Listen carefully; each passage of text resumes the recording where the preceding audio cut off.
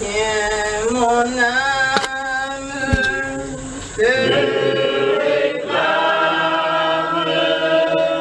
car c'est toi qui m'as racheté. Pour te suivre, je te livre mon cœur avec son péché. Mon âme, viens mon âme, te réclame mon bonheur est tout à toi. Je t'adore, je t'implore, oh Jésus, demeure en moi. Oui, ta grâce seule efface toutes mes iniquités. Tu pardonnes,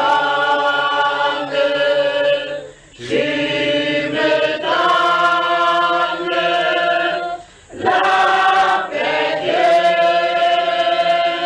est rachetée.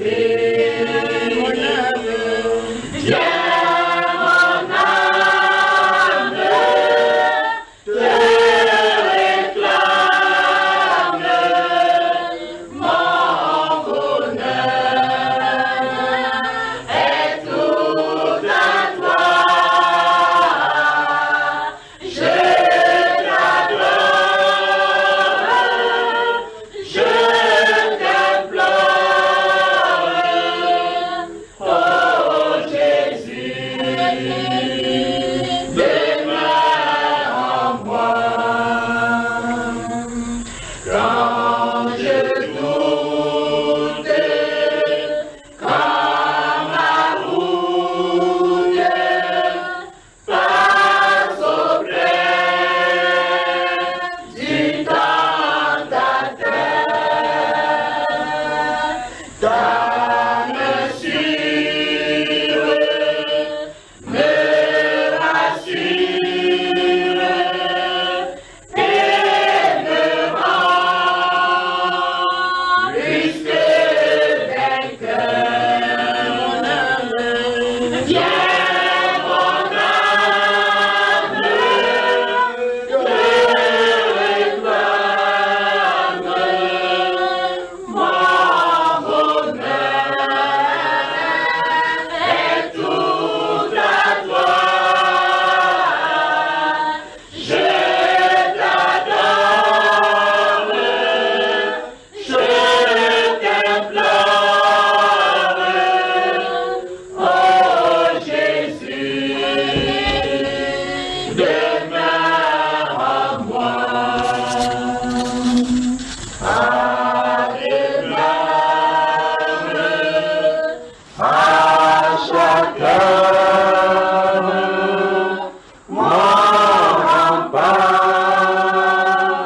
mon défenseur, ma victoire et ma gloire, oh Jésus, mon seul sauveur. Viens mon âme, te réclame mon bonheur est tout à toi. Je t'adore, je t'implore, oh Jésus, demeure en moi.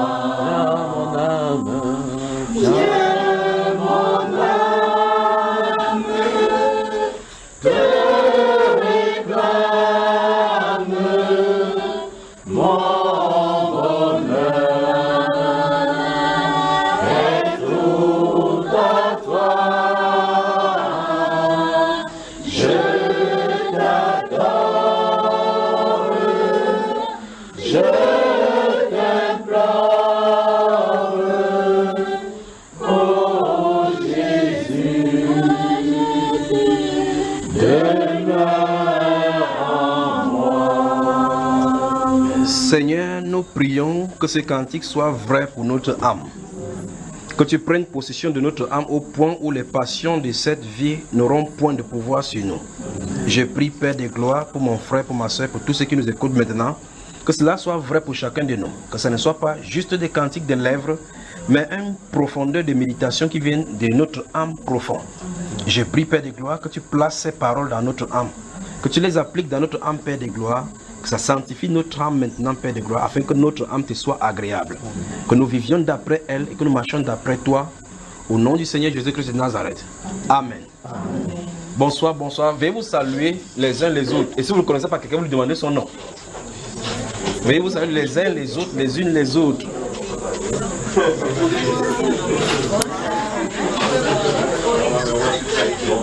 Que Dieu vous bénisse, que Dieu vous bénisse, que Dieu vous bénisse.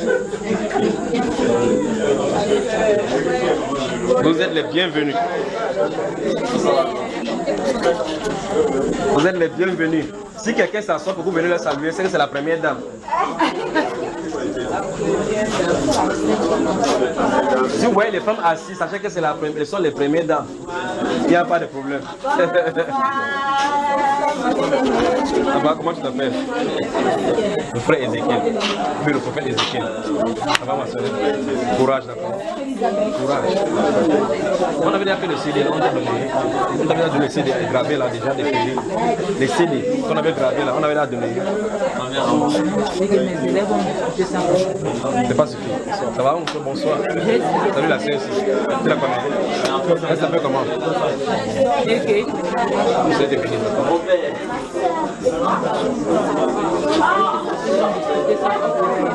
Si vous connaissez pas le nom de quelqu'un, demandez-lui. Ça va, ma soeur? Comment va ton mari? Tu le salues, tu dis que le frère Julien le salue. Hein? D'accord. Bonsoir. Dieu te bénisse, d'accord? Papa Tani, on se retrouve encore. Que Dieu te bénisse.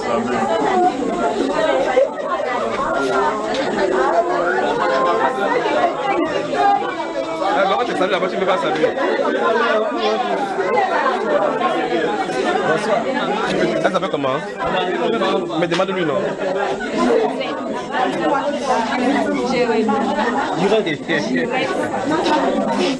Ça va, mon frère? Que Dieu te bénisse, que Dieu te bénisse.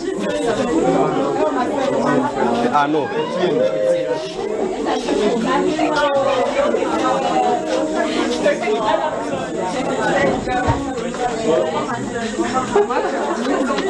Que la grâce et la paix de notre Seigneur vous soient multipliées.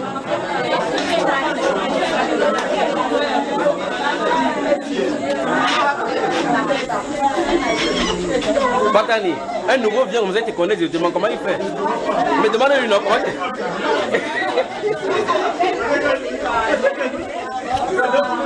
si vous dit Papa Tani, tu le regardes, tu ne le connais pas. Voilà. Ça va. Donc tu arrives avant moi alors. Je suis arrivé à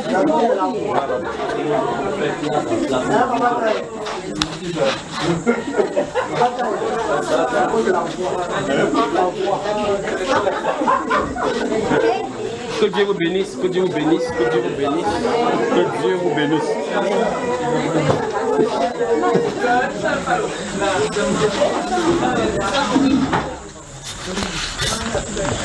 Souvenez-vous du jeûne du mois de septembre, du mois de juillet, d'accord? Donc le Seigneur vous bénisse. Comment vous avez passé votre week-end ou votre semaine qu'on dit là maintenant? Comment ça va vous tous? Là c'est bien, très très bien. Pour chacun ça va, n'est-ce pas? Amen. Au milieu, où Jésus est sur le trône. De toutes les façons, il est toujours sur le trône. Si c'est pas bien chez vous, il n'est pas sur le trône. Il est toujours sur le trône. On peut demander à quelqu'un que ça va, il dit Jésus est sur le trône. Qu'est-ce que ça a à voir avec quel est le rapport? Que Dieu vous bénisse. Amen. Donc, prenez le jeûne du mois de septembre. Juillet. Samedi. Donc, à partir de samedi. Prenez ça à cœur. Et comme vous avez prié pour nous quand nous étions à l'étranger, priez parce que dès le 17, on sera en Côte d'Ivoire. Donc, on va déplacer pour la Côte d'Ivoire. Mais quand on va rentrer ici, on n'a pas duré. Peut-être 3 ou 4 jours, on sera du côté du Maroc. Dieu voulant. Donc vous priez pour nous, d'accord frère? J'essaie, pour une fois, quand je suis ici, vous ne priez pas pour moi, mais quand on est à l'étranger, vous avez prié pour nous jusqu'au point où je savais que vous priez pour nous. Donc Dieu vous bénisse. Pendant que vous priez, je sais sûr que Dieu vous fait également pour vous. Y a-t-il des questions? S'il n'y a pas de questions, oui, directement là. De lui présente le frère Étienne d'Allemagne, l'un des frères qui nous a accueillis en Allemagne. Donc voilà. Il vient toucher le Dieu. Donc vous l'avez salué certainement. Je crois qu'il a l'exhortation. Après il vient m'asseoir, il va aussi écouter l'exhortation avec vous. D'accord? Certainement il a quelque chose avec nous. Parce que vous savez déjà comment je prêche. Si il va prêcher, vous allez dire que le gars là va être Dieu maintenant. Donc mieux une autre personne proche aussi, n'est-ce pas? Donc je prends des questions et puis je lui passe la parole. Oui mon frère. Une proposition par rapport à la question du mercredi passé. Quelle était la question? Dans Matthieu chapitre 2. Oui. Il avait été demandé de montrer, de donner 2 passages de l'Ancien Testament. Non, je n'ai pas dit 2 passages. Ce verset-là dit clairement que selon ce qui avait été dit par les prophètes, ils seraient appelés Nazaréens. On dit que les prophètes avaient dit cela, que Jésus serait appelé Nazaréen. J'ai dit montre au moins 2 passages, c'est le pluriel là-bas. Oui. Frère, j'ai eu un passage, Zacharie chapitre 6. Qu'est-ce que ça dit, frère? Verset 12. Qu'est-ce que ça dit? Je sais ce que ça dit exactement. Je veux que tu nous dises ce que ça dit, si ça a à voir avec cela. Ainsi parle l'Éternel. Pardon, reste tranquille. Un j'aime. Oublie. Non, oublie. Oui, mon cher. C'est une approche de réponse par rapport à une autre question. Une autre question. Ok, allons-y. La question c'était... Je vous pose la question. Pourquoi vous me posez la question? Je vous réponds. Moi, je pose ma question. Vous ne répondez pas. Vas-y alors, frère. Bon, c'était par rapport à la question qui avait été posée de montrer que par les Écritures que le Seigneur est issu de la tribu de Judas. Oui. Tu as finalement trouvé, frère? J'ai finalement une autre réponse. Allons-y. Bon, la réponse est que dans Luc, oui. Quand c'est dans Luc 3, on donne la généalogie. Oui. Et la généalogie là, c'est la généalogie de la mère de notre Seigneur. Oui. Bon, dans cette généalogie, on comprend que tous les parents de Marie sont les parents de Jésus-Christ, selon la Bible. Ok, donc l'enfant est issu de Marie. Donc c'est Marie qui a engendré Jésus. Selon le... Non, donc ça veut dire que c'est la femme qui engendre maintenant. Puisque le Seigneur... Frère, non, réponds donc ça veut dire que c'est Marie qui a engendré Jésus alors. La paternité vient à qui? De la femme ou bien de l'homme? De l'homme normalement. Comment tu te dis donc que la descendance de Jésus vient de Marie? Puisque dans Luc, oui. Je dis ceci dans Luc, oui. Quand on prend Luc 3, on compare avec la généalogie. Je comprends très bien. Oui. Donc, tu veux dire Jésus est issu des tribus de Judas par Marie. Oui. Hein? La paternité d'un homme est prise, d'un enfant est prise par partie de sa maman. Non. Continue à chercher, frère. L'autre question de Romains 2, verset 16. Oui. Où il avait été dit que signifiait Dieu jugera par Jésus-Christ. J'ai finalement compris qu'en fait, cela signifie que Jésus-Christ se lèvera en Dieu juge. C'est simple, n'est-ce pas? Au moins, là c'est pas éloigné des Écritures. Là, c'est dans les Écritures. Autre question? Oui, mon cher Ézéchiel. Applaudissons d'abord pour lui, il était premier de sa classe. Il est toujours premier de sa classe. Vous voyez, à son âge, regardez, mais je suis désolé, je ne sais pas pourquoi on n'a pas fait faire le BPC à cet âge ici. Je ne sais pas ce que papa t'a fait. Oui, vas-y, pose la question, mon cher. À Matthieu 17. Oui. Matthieu verset 10 comme verset 13. Oui. Ah là, on voit plus entendre. Matthieu 17 à partir du verset 10. Et que Jean-Baptiste va venir, qu'il est déjà venu. Mais là, Jésus a dit à Jésus qu'il est déjà venu. Oui, ils l'ont traité comme ils l'ont voulu, selon qui est écrit de lui.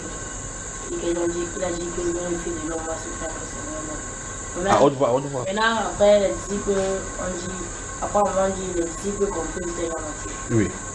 Et maintenant, si on voit que c'est Jean-Baptiste. Si il dit maintenant que c'est pas vrai, c'est la Bible qui est fausse, non? Ok, il a discuté ça avec ta mère. Elle dit que c'est pas que Jean-Baptiste n'a pas dit. Donc ta mère, elle ose contredire la Bible. Ensuite, on prend la Bible, alors on voit. Voilà un enfant qui discute avec sa maman. Maman Tani. Elle dit que ouvrons ce Matthieu chapitre 17. Donc, vous vous souvenez de cet événement? Le Seigneur Jésus rentrait de la méditation, lorsqu'il y a eu transfiguration, et pendant qu'ils descendaient, à cause de la vision qu'ils ont eue sur la montagne, les disciples ont commencé à se poser des questions parce qu'ils venaient de comprendre celui qui est à côté de lui. Parce qu'en fait, une voix s'est fait entendre en disant que celui c'est mon fils en qui j'ai mis toute mon affection, écoutez-le. Là, ils comprenaient que le témoignage venait du ciel disant que Jésus est le fils de Dieu. Ils se posaient la question parce que l'enseignement biblique que les scribes donnaient, c'est que, en fait, avant que le Messie ne vienne, il faut qu'Élie soit là. Nous avons cela dans ça, comme il l'a dit dans Matthieu chapitre 10. Merci pour la question, d'accord? Matthieu chapitre 17. Donc tu as discuté parce que tu as gagné ta mère.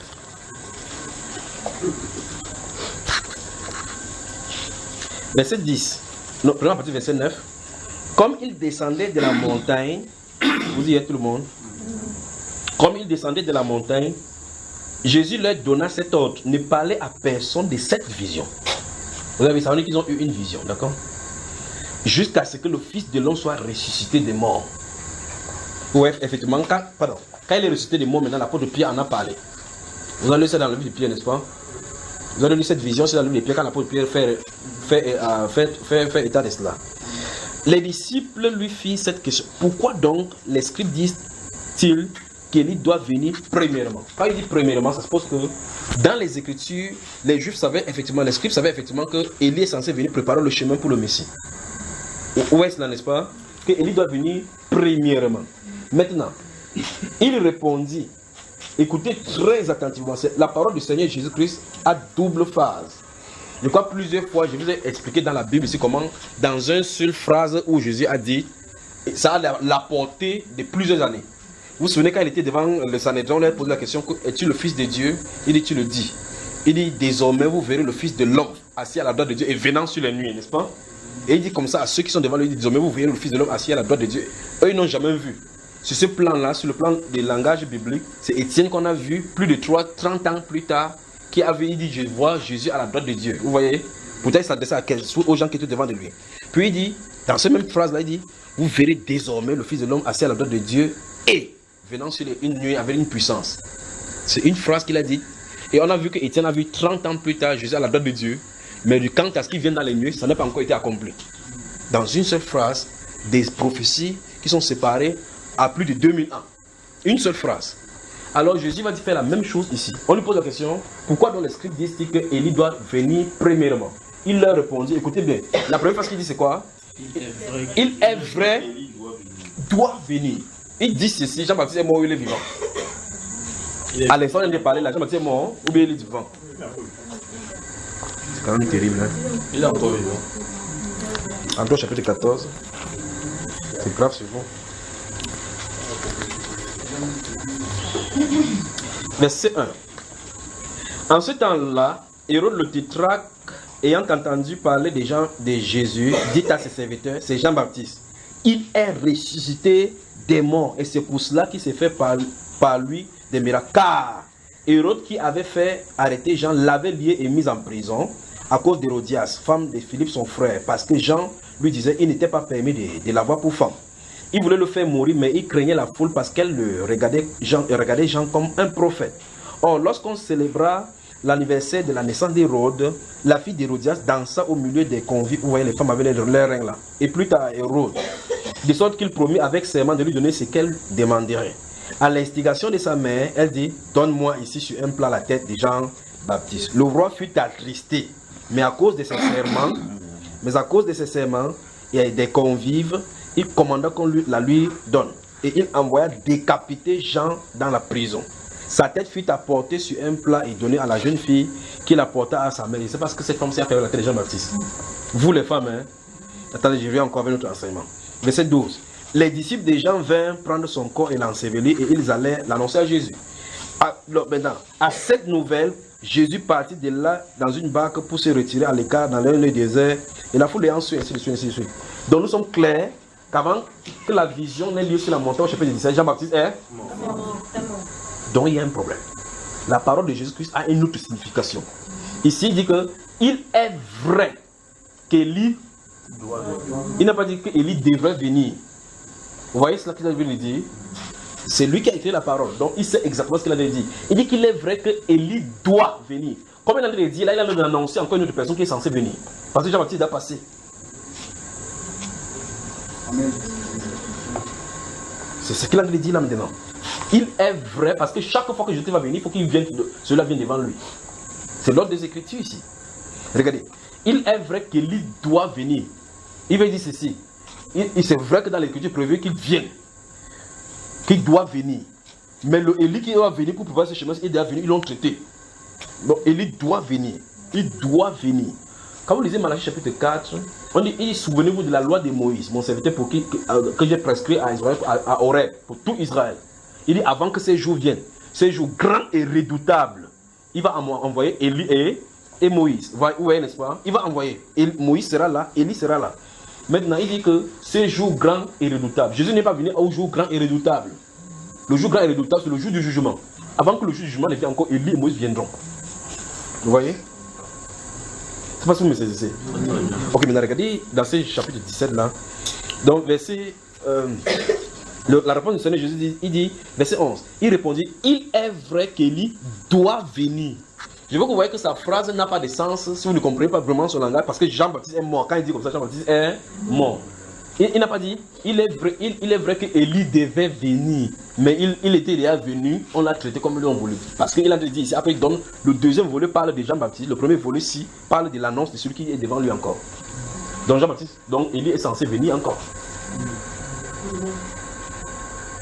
D'accord? Maintenant il dit, il est vrai qu'Élie doit venir, écoutez bien, vous avez vu, regardez ça, regardez, et rétablir toutes choses. Donc, le Élie qui vient n'est pas comme Élie Jean-Baptiste. Jean-Baptiste n'était pas venu pour rétablir toutes choses. Il était venu pour préparer le chemin devant lui. C'est son rôle là-bas. La voix de celui qui crie dans le désert. Et donc là, ce Élie qui vient a une autre mission. Les doctrines seront balancées sur la terre. Il doit venir retenir que la doctrine c'est comme ça. C'est comme ça. C'est comme ça. C'est comme ça. C'est ici par le Seigneur. Vous voyez? Il dit qu'il est vrai qu'Élie doit venir pour rétablir toutes choses. Et maintenant, prenez Actes des Apôtres, voir. Gardez le doigt ici. Merci garçon, merci que Dieu te bénisse. Je crois que toutes les femmes de la à bouillir, donnez-lui 2 bols. D'accord? Prenez Actes des Apôtres, chapitre 3. Actes des Apôtres, chapitre 3. Mettez les doigts dans ces livres de Genèse, ces livres de Matthieu, on finit. Rapidement.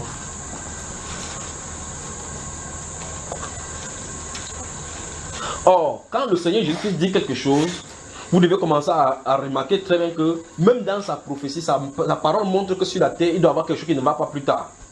Or, le Seigneur est sur la terre. Il dit qu'il est vrai qu'Élie doit venir pour rétablir toutes choses. Parce qu'on rétablit quelque chose qui a été détruit, qui a été bouleversé. Donc Jésus vient de dire là par là qu'il y aura le bouleversement sur la terre. Son rôle de celui-là, ce sera de venir rétablir. Maintenant, vous êtes dans Actes des Apôtres, chapitre 3, par votre lis-nous le verset 19 et 20. Allons-y, écoutez très attentivement. Verset 19. 19. Répentez-vous donc et convertissez-vous pour que vos péchés soient effacés, afin que des temps de rafraîchissement viennent de la part du Seigneur et qu'il envoie celui qui vous a été destiné, Jésus-Christ, que le ciel doit recevoir jusqu'au temps du rétablissement de toutes choses dont Dieu a parlé anciennement par la bouche de ses saints prophètes. Amen. Vous avez vu ce qui est contenu là? Il dit Jésus va rester au ciel jusqu'au temps de rétablissement de toutes choses. Il va rester là-bas. Donc, les Juifs, il dit aux Juifs que convertissez-vous pour que les temps de rafraîchissement viennent de la part de Dieu et qu'il vous envoie ce qui vous a été destiné, Jésus-Christ, que le ciel doit recevoir. Regardez ce qu'il dit. Que le ciel doit recevoir jusqu'au temps du rétablissement de toutes choses. Vous voyez, et ici, le Seigneur Jésus dit dans ce Matthieu chapitre 17, verset 11, qu'il est vrai que Élie doit venir pour faire quoi? Pour rétablir toutes choses.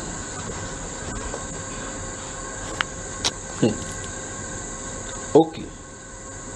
Il dit, rentrons Madame Matthieu.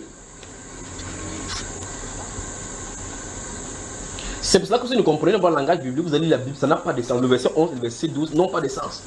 Il dit qu'il est vrai qu'Élie doit revenir pour établir toutes choses. Mais le verset 12 dit, mais je vous dis qu'Élie est déjà venu. Donc l'Élie qui est concerné pour cette époque-ci est venu. L'autre Élie arrive pour établir toutes choses. Il est vrai. Alors nous allons lire Malachie maintenant. Regardons. Nous allons lire Malachie et préparer Malachie et Marc. On va lire quelque chose, vous allez remarquer quelque chose maintenant. Et puis on sort de cette question-ci. Donc garçon, tu avais raison, ta mère n'a pas eu raison, n'est-ce pas? Je crois que, regardez dans ce verset 12, il dit, mais je vous dis qu'Élie est déjà venu, qu'ils ne l'ont pas reconnu et qu'ils l'ont traité comme ils l'ont voulu. De même, le Fils de l'homme souffrira de leur part. Les disciples compris alors qu'il leur parlait de Jean-Baptiste. Donc il veut dire que Élie dont il parlait là, c'était Jean-Baptiste. C'est clairement clair que Jean-Baptiste était Élie. Parce qu'il versait et marchait avec la puissance d'Élie sur lui. Vous voyez? La confrontation qu'ils ont eue avec Jézabel dans lui des Nombres, 1 Roi chapitre 16, 17, 18. Il a dit, je vais mettre tes têtes au-dessus de toi. Il a fui. Quand l'esprit est venu là-bas, ils sont confrontés encore devant le roi. Finalement, il a coupé la tête comme il avait promis. On avance là. Il a dit quel livre déjà? Malachie, donc ça veut dire. Ok, juste une là, permettez-moi de trouver. Malachi, chapitre 4.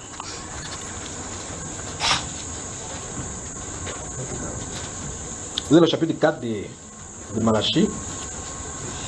Ouvrez ensuite le livre de Marc.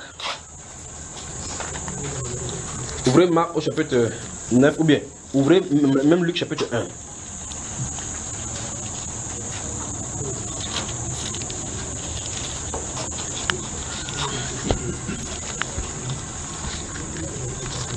Vous êtes dans Luc chapitre 1, frère.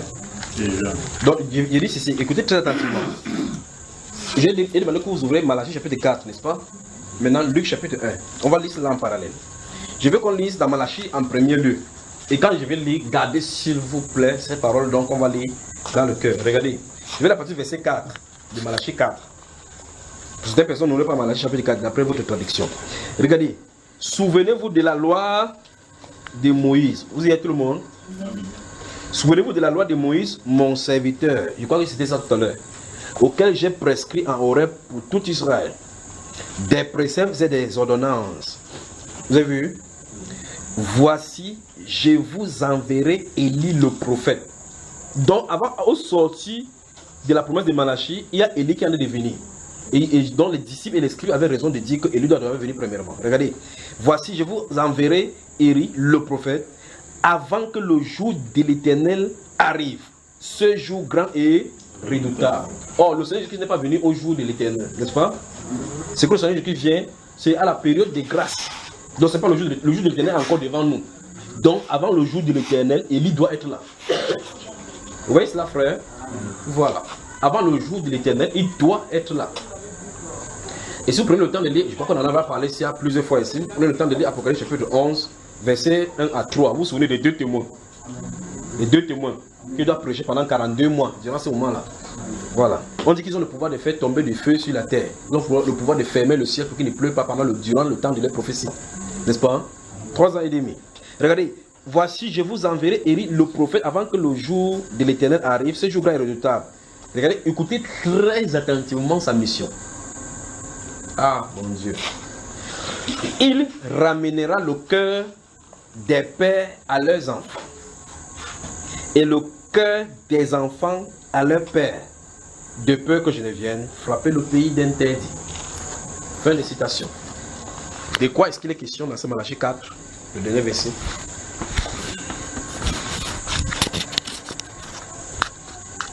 Vous voyez une fois de plus que même dans le dernier verset de Malachie, il y a un problème. Parce qu'on dit que Élie est censé venir, on dit qu'il va ramener le cœur des pères vers les enfants et les enfants vers le père. Ça n'a pas de sens, n'est-ce pas? N'est-ce pas, frère? Lisons Luc chapitre 1. Voyons quelque chose. Si c'est trop solide, moi, il passe la parole au frère, il parle ce qu'il a parlé ici. Là.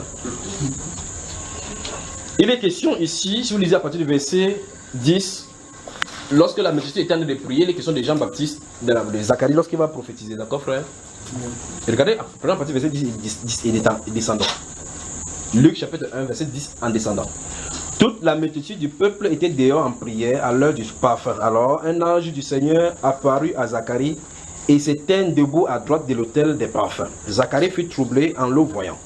Et la frayeur s'empara de lui. J'aime la parole du Seigneur, vous pouvez savoir. Et la frayeur s'empara de lui. Mais l'ange lui dit, ne crains point, Zacharie, car ta prière a été exaucée. Ta femme Élisabeth t'enfantera un fils et tu lui donneras le nom de Jean. Il sera pour toi un sujet de joie et d'allégresse et plusieurs se réjouiront de sa naissance. Écoutez très attentivement maintenant. Car il sera grand devant le Seigneur Il ne boira ni vin, ni liqueur enivrante, et il sera rempli de l'Esprit Saint dès le sein de sa mère. Donc quelqu'un qui naît en prophétie, même son baptême du Saint-Esprit. On avance. Regardez, écoutez bien dans verset 16 et 17. Il ramènera plusieurs des fils d'Israël au Seigneur leur Dieu. Plusieurs des fils d'Israël au Seigneur leur Dieu.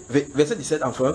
Il marchera devant Dieu avec l'esprit et la puissance d'Élie. Donc même l'ange a certifié que Jean-Baptiste était Élie. Jésus a dit la même chose dans Saint Matthieu, n'est-ce pas? On dit, il marchera avec l'esprit et la puissance d'Élie. Mais son nom c'est qui? Jean. Mais l'esprit qui est sur lui c'est? Ok, maintenant.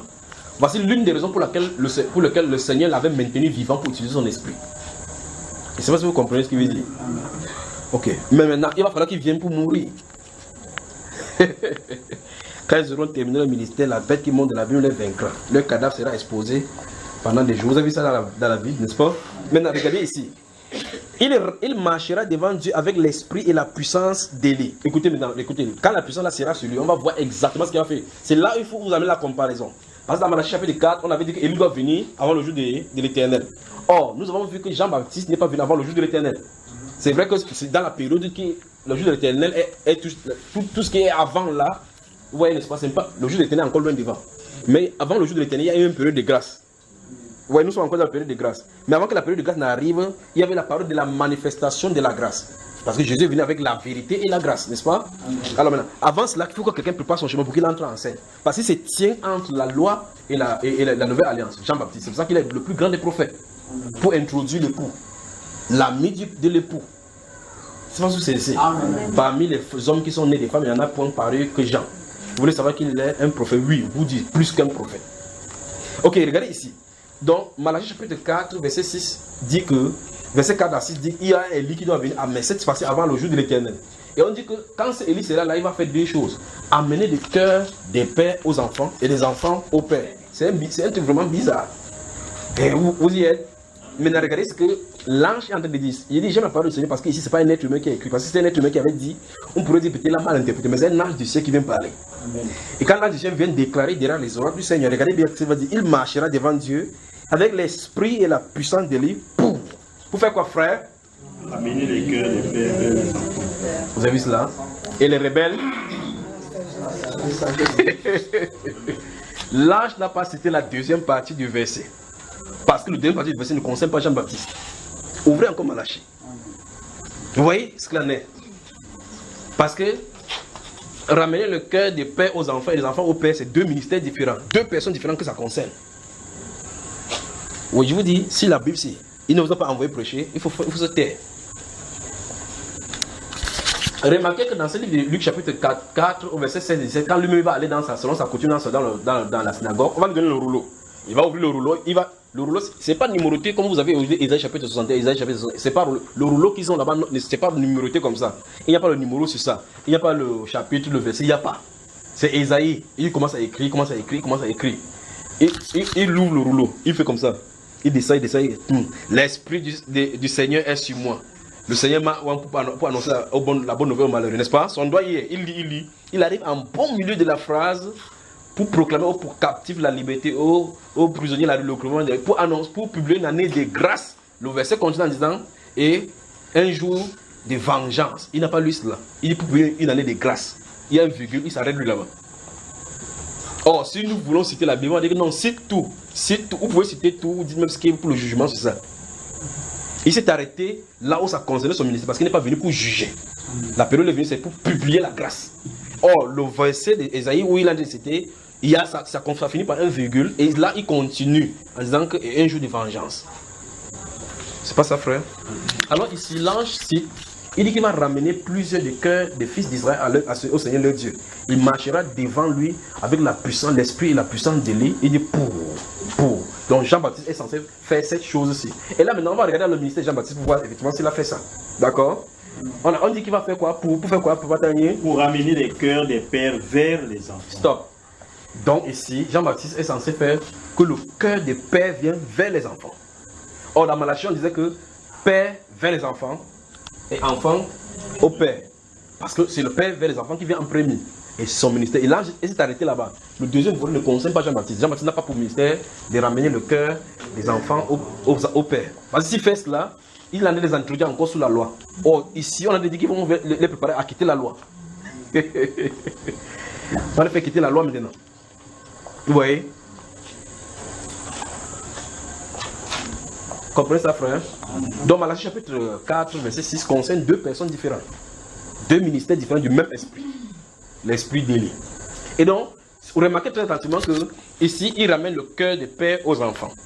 Dans la suite de la continuité, et c'est Jean-Baptiste là, il ramène le cœur des pères aux enfants. Oh, Luc chapitre 3. Et les pharisiens venaient dire, qu'allons-nous faire? Qu'allons-nous faire? Oui, qu'allons-nous faire? Que celui qui a deux tuniques donne un à celui qui n'en a pas. Il a dit quelque chose de nouveau. C'est ce qu'on avait dit au père des frères. Il les ramène. Vous devez rentrer là pour faire exactement pratiquer ce qui a été écrit déjà. Vous voyez là, n'est-ce pas? Quand il finit maintenant, il dit ok, on va enfin lui. Tu es qui au juste? Tu es le Christ? Je ne le suis pas. Tu es qui? J'ai été envoyé au devant de lui. Vous voyez? J'ai été envoyé au devant de lui. Parce qu'il dit de moi, comme Esaïe a dit, je suis la voix qui crie dans le préparer le chemin du Seigneur. Il va préparer le chemin du Seigneur pour qu'il entre dans son temple, pour faire le travail pour lequel il devait faire. Écoutez très attentivement. Quand il sort maintenant, Jésus dit, il est vrai qu'il doit déjà venir pour rétablir toutes choses. Donc après ça, ça va encore se gâter. Nous sommes en plein là-dedans. Ça va encore se gâter. Cette fois-ci, ce n'est plus le problème du père, c'est le problème des fils. Donc il s'agit des doctrines ici. Là-bas, il était des questions des lois. Il dit maintenant qu'en vrai, les doctrines des apôtres qui vont bouger, celui-là va faire les faire ramener là-dessus. C'est pas comment vous pouvez lire la Bible et ne pas comprendre cela. Comprenez là, frère? Donc, même si vous ne comprenez pas, rentrez méditer. On ne va pas demander lui parce que c'est son langage à lui. Il sait seulement comprendre cela. Donc, Malachie chapitre 4, verset 6 parle de deux personnes différentes. En fait, dans la Bible, il est prévu venir 5 fois sur la terre. N'est-ce pas, mes frères? Même si vous bougez la tête comme ça, il n'y a pas de problème. C'est comme ça que c'est écrit dans la Bible.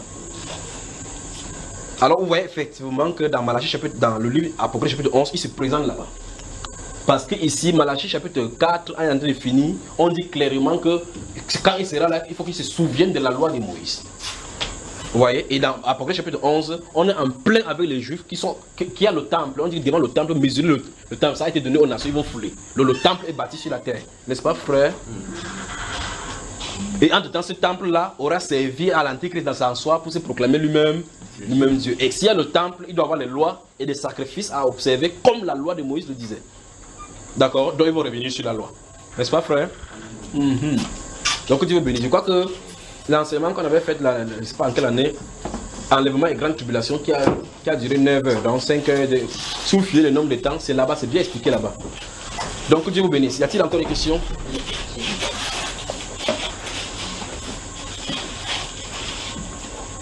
Maintenant, je vais vous dire quelque chose. Souvenez-vous de ceci. Écoutez très attentivement. Chaque fois que les femmes se comportent mal sur la terre, l'esprit d'Élie sur la terre. Chaque fois que les femmes se comportent mal sur la terre, Dieu envoie son esprit là, l'esprit d'Élie. Parce que c'est l'esprit qui est contre les femmes, contre l'agissement pervers des femmes. C'est cet esprit là qui agit. Vous avez saisi ça, hein? Si c'est les autres, ils vont se compromettre. Ils disent c'est quand même ma soeur. Mais quand c'est l'esprit d'Élie, remarquez comment, quand c'était sur Jean-Baptiste, Jean-Baptiste n'a que foutre que tu sois roi ou pas, c'est ça. Il n'était pas permis de prendre Hérode à ta femme. Elle a devenu devant le roi. Le roi dit, hein? Le voilà qui a entraîné le roi. Quand les femmes se comportent mal sur la terre, tournez-vous de l'autre côté, vous allez trouver que l'esprit est sur la terre pour la sermonner. Des questions? Or, si on avait le temps, on voit ces choses au travers des histoires, au travers de l'histoire, comment il est venu, comment Dieu fait ces choses-là et ce qui est prévu au devant de nous là. Ici, il ne s'agit pas de dire, Seigneur, donne ta vie à Jésus, repentez-vous, la terre va se brûler. C'est pas ça notre. Ici, il est question des oracles, des choses mystérieuses du ciel. C'est ça dont il est question ici d'ouvrir et de les proclamer. C'est ça dont il est question ici, frère. C'est-à-dire que Jésus va rester autant au ciel. Le ciel doit le recevoir jusqu'au temps de rétablissement de toutes choses dont il a enseignement parlé par la bouche de ses prophètes. Donc les prophètes en ont parlé. Où est-ce que les prophètes ont parlé? On vient de voir là-bas clairement que, comme Jésus a dit que Jean-Baptiste va venir, qu'il va venir pour rétablir toutes choses, n'est-ce pas? N'est-ce pas, frère? Des questions? S'il n'y a pas de questions, je vais vous introduire notre frère. Oui. Bon, je voulais poser une question. Lorsqu'on dit dans l'Apocalypse que Jésus-Christ jugera les vivants et les morts, Oui. la question que je voulais poser, c'est que comment peut-on juger ceux qui sont morts? Mais la Bible déclare là-bas clairement que les morts vont revenir, non? C'est pour dire que même que tu sois mort, que tu ne sois pas mort, on va te juger. Donc ne crois pas qu'en mourant, tu t'es soustrait. Donc tu meurs pas. C'est comme il va ressusciter les gens. Quand il va ressusciter les gens, ceux qui ne croient pas à la résurrection, il va les ressusciter. On va les ressusciter là-bas, on n'a pas besoin de leur foi. On va les ressusciter que tiens-toi ici, tu es où maintenant? Il dit que je dormais. Des questions?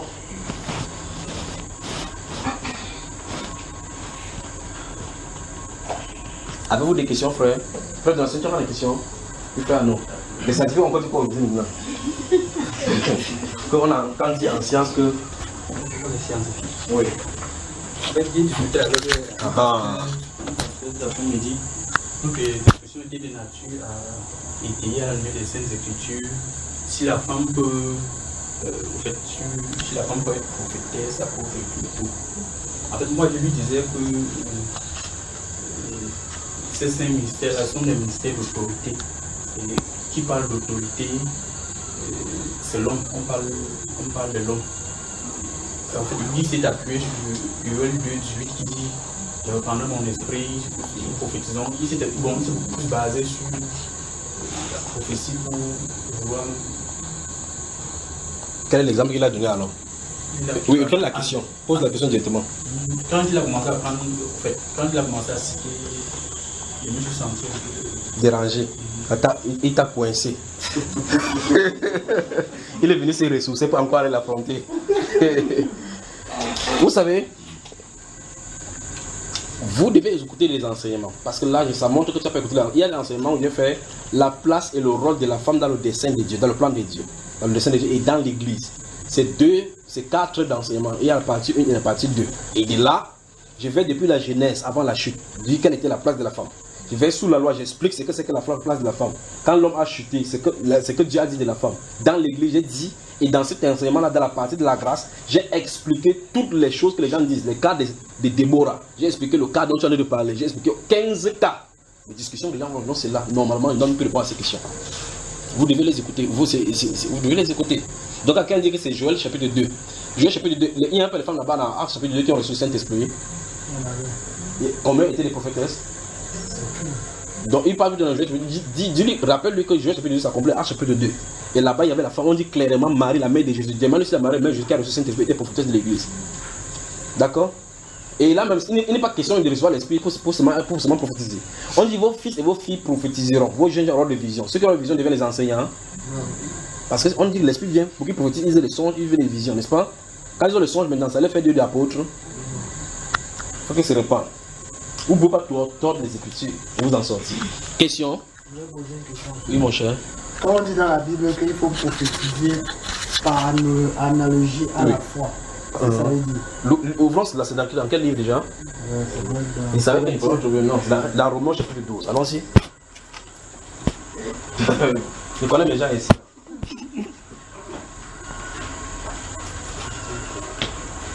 Romains chapitre 12. Allons-y. Rapidement, verset 4 et suivant. À haute voix. Car comme nous avons plusieurs membres dans un seul corps, et tous les membres n'ont pas la même fonction, ainsi, nous qui sommes plusieurs, nous formons un seul corps en Christ.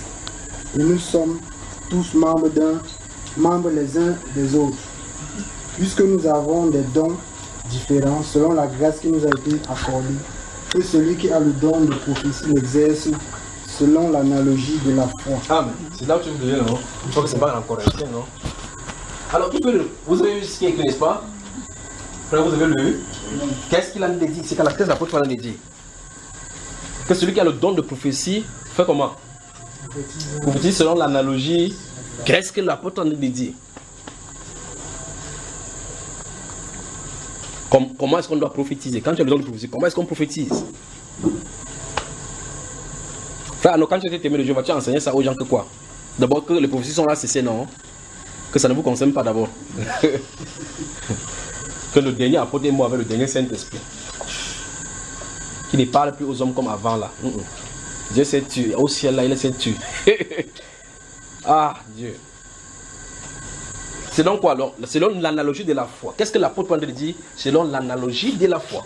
Que celui qui a le don de prophétie, prophétise selon l'analogie de la foi. Docteur de Nassien.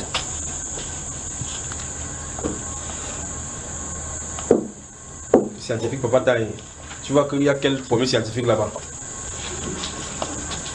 Prophétiser selon l'analogie de la foi consiste à ne pas s'écarter des prescriptions du Seigneur. Et puis, parlant des détails concernant la prophétie, je vais dans 1 Corinthiens chapitre 14. Oui. Celui qui définit en quelque sorte le cadre de la prophétie. Voilà. Là, on reconnaît un grand enseignant. Allons-y. C'est vrai dire que la prophétie est encadrée, n'est-ce pas? C'est vrai dire que la prophétie est encadrée. Pas.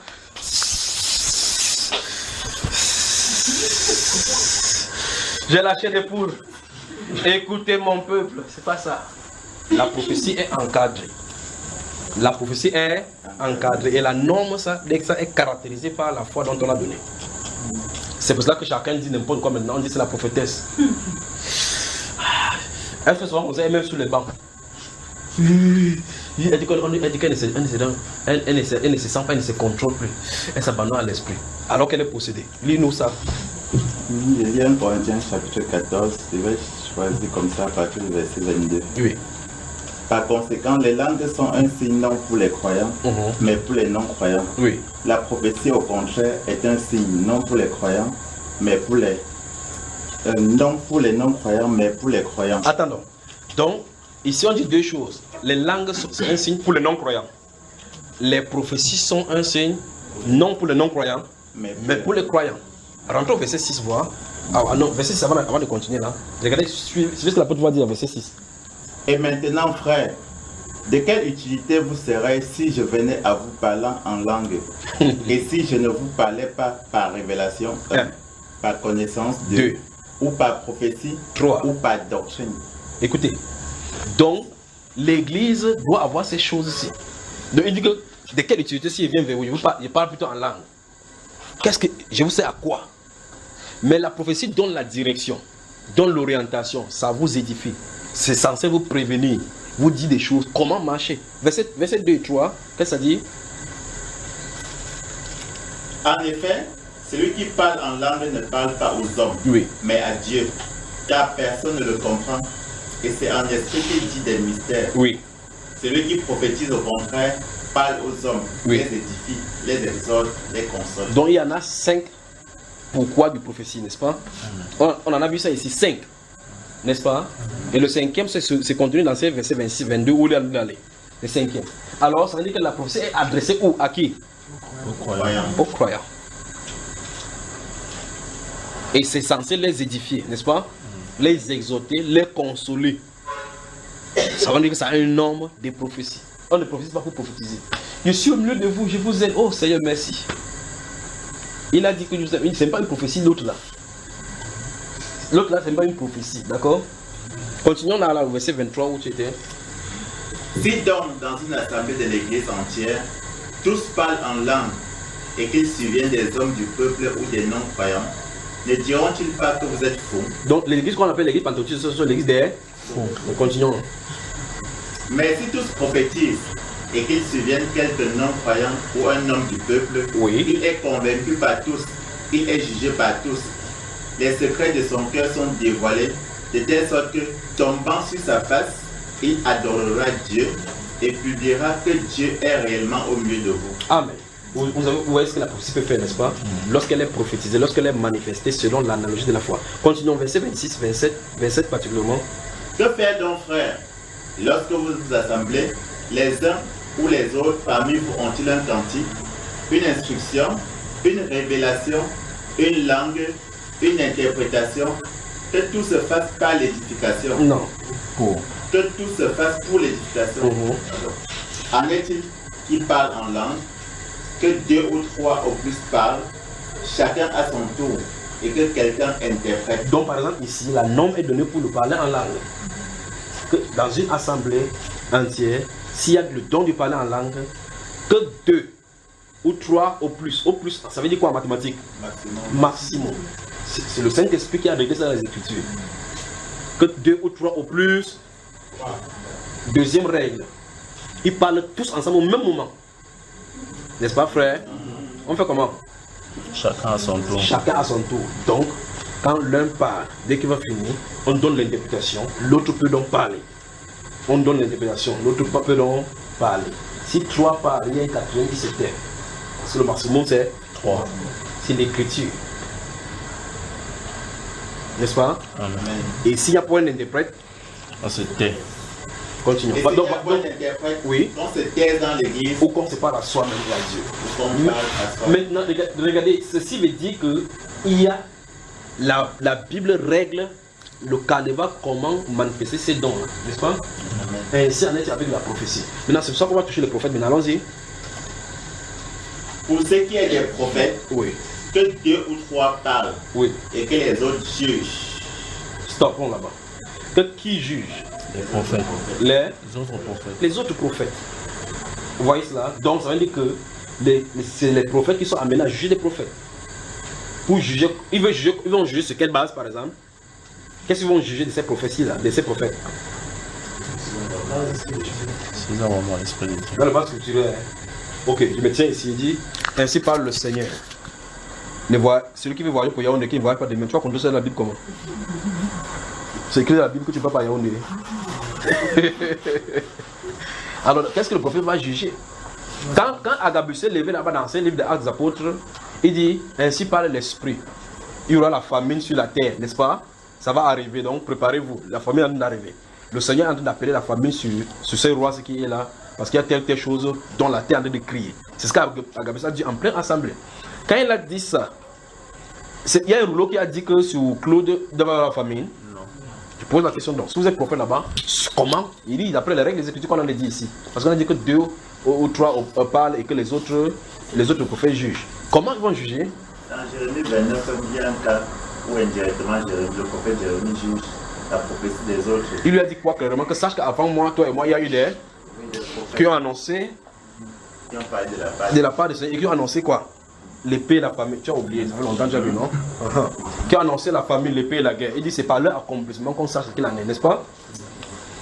Ça va. Voilà. Voilà. Donc, l'analogie des prophéties, enfin, tu as le don de prophétie, frère. Oui, tu poses ma question de toute façon. Remarquez très bien qu'il est dit que celui qui prophétise, on n'a pas dit des prophètes. Vous avez remarqué encore? On a parlé des dons de prophétie, parce qu'il a dit que chacun met les services des uns des autres, les dons qu'on a reçus. On parle des dons de prophétie ici, c'est différent, n'est-ce pas, frère? Ok. Des questions? Frère, tiens, apparemment, il n'y a plus de questions, viens alors. Donc, on était en France ensemble. On a bagarré ensemble avec les esprits. Maintenant, l'assemblée est pour toi. Que Dieu te bénisse. Voilà, Dieu. Je vous salue encore au nom de Jésus-Christ. Je suis très heureux d'être au milieu de vous. Et ça fait quand même assez de temps que je ne suis pas revenu au pays. Ça fait de la joie de revenir, de trouver la famille, de trouver aussi des frères qui craignent Dieu et qui parfois je suis seulement à travers YouTube. Et c'est bien de vous rencontrer. En venant, je me posais des questions. Comment est-ce que je vais trouver que le pays a changé? Comment est-ce que l'état spirituel se retrouve? Mais j'ai constaté qu'il y avait vraiment beaucoup de choses qui avaient changé et qu'il y avait beaucoup de dérapages. Et maintenant que je me trouve au milieu des saints, qu'est-ce que je peux les annoncer afin que ceux qu'ils ont reçu, qu'ils puissent le garder? La parole de Dieu nous dit dans le livre d'Éphésiens, chapitre 4, verset 5, qu'est-ce que ça nous dit? Nous pouvons écrire, nous pouvons lire.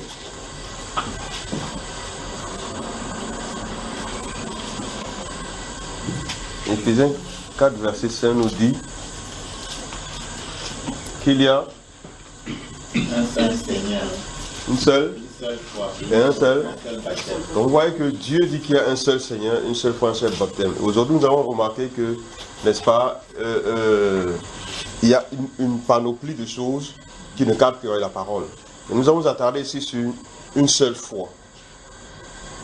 Aujourd'hui, les gens croient à beaucoup de choses. Est-ce que cela devrait être de la sorte? Parce que la parole de Dieu nous dit que tout est, nous dit dans le livre de Pierre que la prophétie ne peut pas être l'objet d'une interprétation particulière, mais c'est poussé par l'esprit que les gens ont parlé de la part de Dieu. Ça veut dire quoi? Ça veut dire qu'on ne peut pas interpréter la parole de manière particulière, de sorte à avoir différentes interprétations de la même parole. C'est-à-dire que soit on est dans la vérité, et les autres ne sont pas dans la vérité, soit on n'est pas dans la vérité, et les autres ont la vérité. Mais il y a une seule interprétation à la parole de Dieu. Et c'est pour ça que le Seigneur nous dit que nous devons prier pour qu'il envoie ses serviteurs afin que la parole soit prêchée. Parce que la foi vient de ce qu'on entend et ce qu'on entend vient de la parole de Dieu. Et donc, est-ce que vous allez poser la question de savoir si ce que j'entends, si ce que je reçois ne vient pas de Dieu, quel impact cela peut avoir sur ma foi? Qu'est-ce que cela peut faire en moi? Parce qu'aujourd'hui, on voit qu'on peut recevoir de la bonne parole, mais parfois, on vit aussi dans le mélange. Et à ce moment, ça peut créer un raisonnement. Et ça fait qu'on n'est plus sûr de soi. On commence à se poser des questions. On a reçu une parole, mais on n'est plus sûr. Pourquoi? Parce qu'il y a un mélange. La parole ne s'est pas assimilée. La parole dit dans le livre de Proverbes, chapitre 16, verset 25. Je crois que nous allons commencer par là.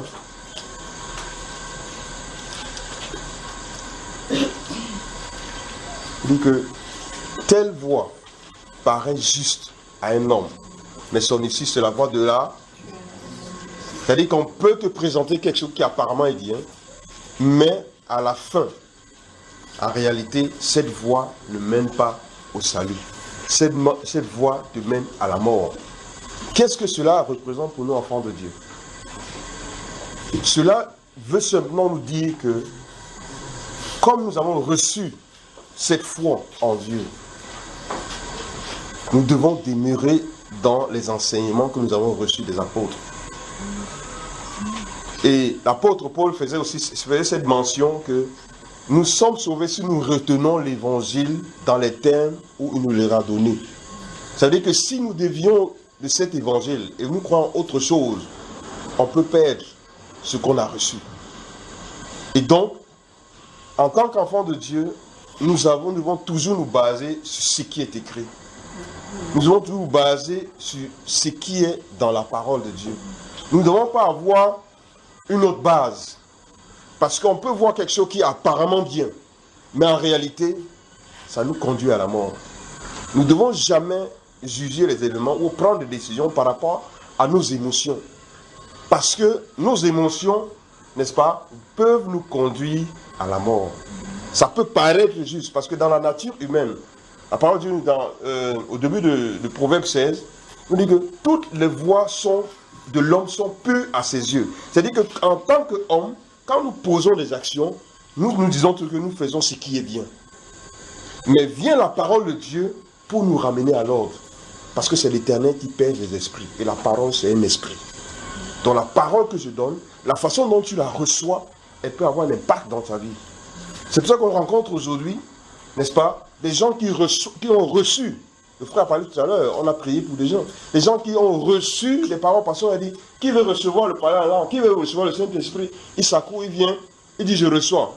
Il dit il reçoit. Alors qu'en réalité, il a reçu quelque chose qui n'est pas de Dieu. Parce que ce n'est pas de cette manière qu'on reçoit de Dieu. Et donc, ça peut paraître bien, mais à l'issue, ça mène où? À la mort. Tu peux prendre une décision qui apparemment est bien, parce que par émotion, mais ça te mène où? Nous avons vu dans le livre de Matthieu 16, où Pierre, quand Jésus annonce ce qui devait arriver à Jérusalem, Pierre dit que non, à Dieu ne plaise. Alors Jésus se retourne et dit, arrête de moi Satan. Pierre pensait bien. Généralement, c'est la condition dans laquelle parfois nous sommes. Quand nous nous appuyons par la parole de Dieu. On se lie, on se dirige à nos émotions pour prendre des décisions. Et après, ces décisions nous conduisent à la mort. Il a bien dit, plaise à Dieu, alors que c'était la voie qui était indiquée. Alors, il a dit, mais tes pensées ne sont pas les pensées de Dieu. Tes pensées sont les pensées des hommes. Donc, nous voyons aussi que quand nos pensées ne sont pas en accord avec les pensées de Dieu, alors, c'est les pensées du diable. Parce que l'homme, quand il pense, il ne pense pas, il ne peut pas bien penser si ce n'est pas par l'esprit. C'est pour ça que même la parole dit que nous devons prier par l'esprit. C'est-à-dire que même dans notre manière de prier, nous devons prier en accord avec la volonté de Dieu pour espérer que Dieu nous écoute. Si nous ne prions pas en accord avec la volonté de Dieu, on peut faire des heures, on peut faire des jours, mais notre prière ne montera pas. Parce que Dieu a des principes, Dieu a des règles. J'ai souvent vu des gens, aujourd'hui des chrétiens, ce que j'ai remarqué, c'est que j'ai remarqué que des chrétiens sont devenus des dragons, par exemple. J'ai dit, mais ils crachent le feu. Alors que la parole de Dieu, la mention dans le livre de Luc 9, je crois verset 55, où les disciples Jean et Jacques, on ne les avait pas reçus dans un village, et ils voulaient invoquer le feu. Mais Jésus leur a dit, mais vous ne savez pas de quel esprit vous êtes animés. Ils voulaient invoquer le feu. Il dit, je suis venu non pour sauver et non pour perdre. Donc on voit ici que le feu qui est réservé, c'est pour la perdition. Donc les enfants de Dieu on dit le baptême de feu. Baptême de feu. Alors qu'en réalité, ce n'est pas de ça qu'il s'agit. Un chrétien, il n'y a pas un baptême de feu, un chrétien doit recevoir. Mais si on n'est pas plongé dans les Écritures, on va se mettre à prier, Seigneur, le feu, remplis-moi de feu, de feu, de feu. Alors qu'en réalité, un enfant de Dieu, c'est une flamme de feu. Pourquoi? Parce qu'on n'a pas lu ce qui est écrit. Et donc, la voie peut paraître juste devant nous. Mais en fait, c'est l'issue de la voie de la mort. Et la plupart des chrétiens ont généralement cette difficulté aujourd'hui qu'ils commencent une action, une affaire, une relation sur des bases qui n'ont rien avec la parole de Dieu. Et après, ils veulent demander la volonté de Dieu. Non, il faut demander la volonté de Dieu avant de commencer quelque chose. Pas que je commence, quand je rencontre les difficultés, après je demande la volonté de Dieu. Tu peux commencer quelque chose, tu ne rencontres pas les difficultés. 1 an, 2 ans, 3 ans, 4 ans, 10 ans. Alors qu'en réalité, tu avais battu sur du sable. Qu'est-ce qui va se passer? Quand ça va s'écrouler, ce sera difficile, ce sera douloureux. Alors, à la base, nous devons faire tout en accord avec la parole de Dieu. Quel que soit ce que c'est, quelle que soit la décision, posons-nous toujours la question, est-ce que ce que je veux faire est en accord avec la parole de Dieu? Est-ce que la décision que je veux prendre, est-ce que cette relation, même par rapport au mariage, beaucoup de chrétiens se sont engagés dans des relations, n'est-ce pas, que dès le départ, ils savaient que ce n'est pas bien. Mais par manque de patience, ils se sont engagés quand même. Mais quand la souffrance arrive maintenant, ce n'est pas les symptômes qui vont déterminer la cause. Alors il faut rentrer où? À la base. C'est pour ça que Jésus nous dit, disons dans le livre de Matthieu, au chapitre 7,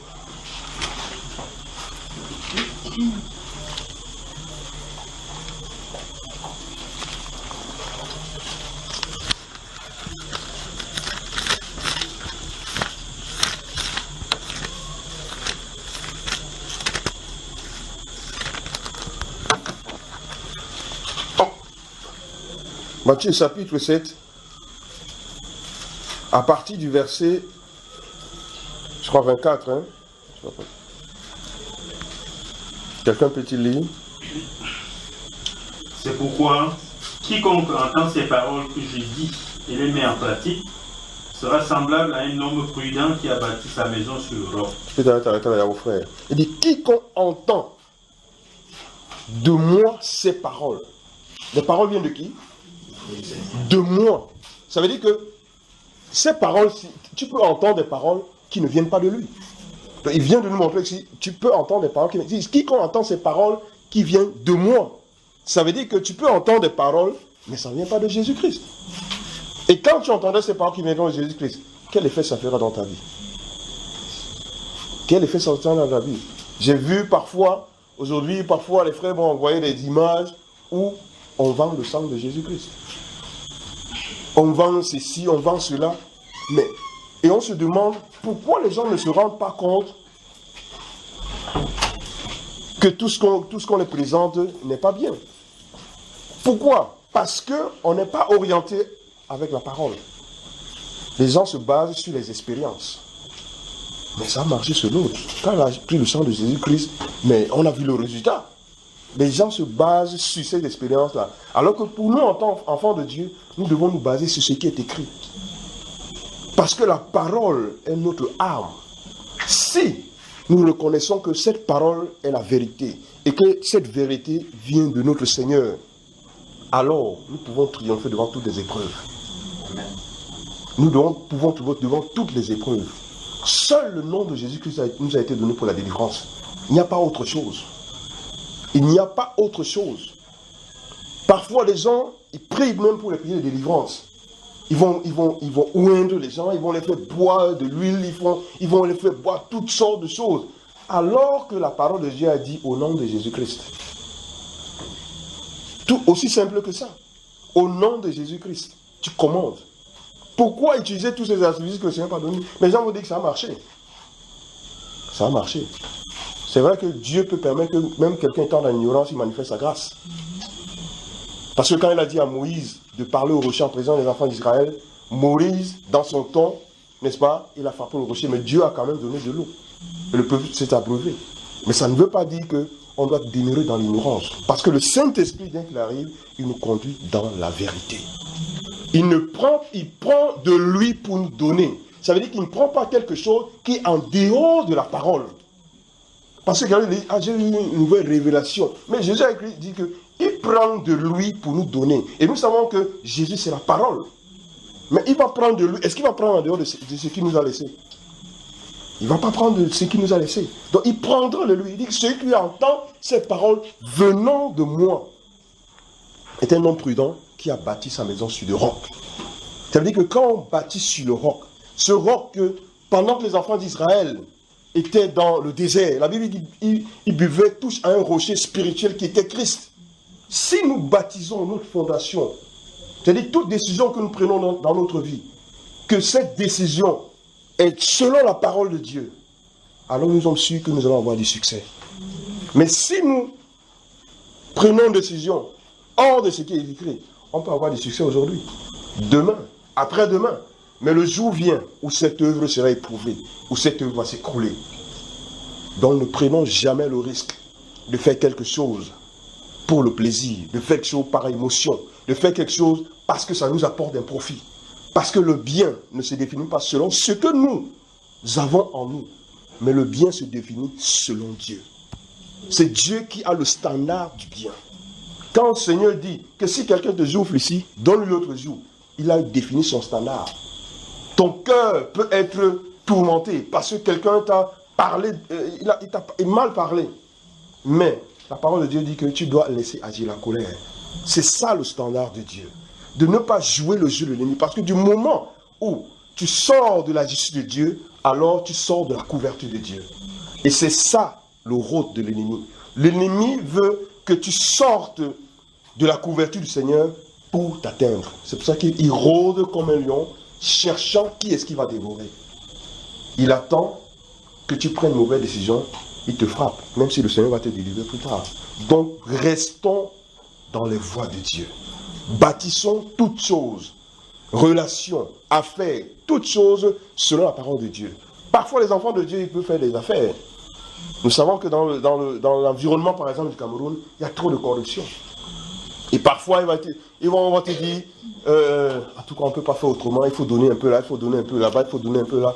Mais sans pas qu'il est en train de faire une alliance qui va plus tard va l'écrouler. Parce que toute chose qu'on bâtit par la fraude ne peut pas avoir de succès. Et parfois, on a des raisonnements pour se dire, non, c'était pas trop, c'était quand même, il fallait faire, il n'y avait pas d'autre option. Non. Quand nous sommes les enfants de Dieu, c'est là que nous allons nous rendre compte que si nous ne prenons pas position pour Jésus-Christ, nous ne pouvons pas réellement être appelés enfants de Dieu. Il faudrait que nous soyons sur le point de perdre notre propre vie pour Jésus-Christ. Parce que ce n'est plus nous qui vivons, mais c'est lui qui vit en nous. Il faudrait que notre vie n'ait plus aucun sens à nos yeux, que nous vivons pour notre Seigneur. Et c'est pour cette raison que, quelle que soit la situation dans laquelle tu te trouves, si c'est que la parole de Dieu est devant un choix, tu dois choisir la parole de Dieu. Parce que Dieu te viendra toujours en aide. Dieu te soutiendra toujours si tu soutiens cette parole. Nous avons vu Daniel. Daniel ne voulait pas se souiller avec les maîtres du roi. Qu'est-ce qui s'est passé? La Bible dit qu'il a obtenu la faveur du chef de personnel. C'est-à-dire qu'on ne l'a pas forcé à le faire. Parce que quoi? Parce que Dieu avait intervenu. Parce qu'il a vu dans son cœur que celui-ci voulait me servir, celui-ci voulait se préserver, celui-ci ne voulait pas se souiller. Alors, il a ouvert la voie. Il en est de même pour chacun d'entre nous. Si nous demeurons attachés à la parole. La Bible dit ici que la pluie, vous continuez mon frère au verset 25. La pluie est tombée, les torrents sont venus, les vents ont soufflé et se sont jetés contre cette maison. Elle n'est point tombée parce qu'elle était fondée sur le roc. Amen. La maison n'est point tombée parce qu'elle était fondée sur le roc. Et la parole de Dieu nous enseigne dans Hébreux 6 que nous sommes quoi? Nous sommes sa maison. Nous sommes l'habitation de Dieu. Et cette maison ne pourra pas tomber si elle est bâtie sur le roc. Si chaque jour nous marchons d'après les prescriptions de notre Seigneur, nous ne pourrons jamais nous écrouler. Quelle que soit l'affaire, quelle que soit la chose que nous ferons dans notre vie, il faudrait qu'on trouve toujours la voie que Dieu a indiquée par rapport à ces situations-là. Parfois, les messages peuvent être durs. On se dit, mais comment on va faire? J'ai donné de l'argent, je lui ai prêté de l'argent, mais il ne veut pas me rembourser. Mais il m'a bloqué dans cette situation. On remet cette situation à Dieu. Parce que la parole de Dieu, quand tu donnes, n'attends rien en retour. Laisse Dieu s'occuper de ça.